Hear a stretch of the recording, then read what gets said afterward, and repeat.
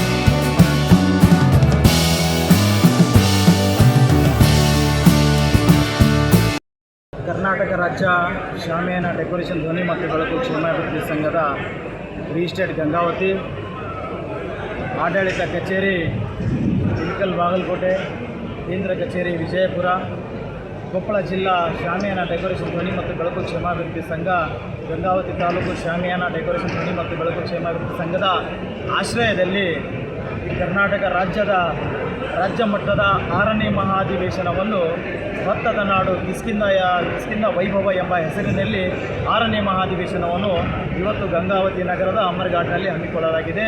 ಇವತ್ತು ಉದ್ಘಾಟನಾ ಕಾರ್ಯಕ್ರಮ ಸಂಜೆ 5 ಗಂಟೆಗೆ ನೆರವೇರಲಿದೆ.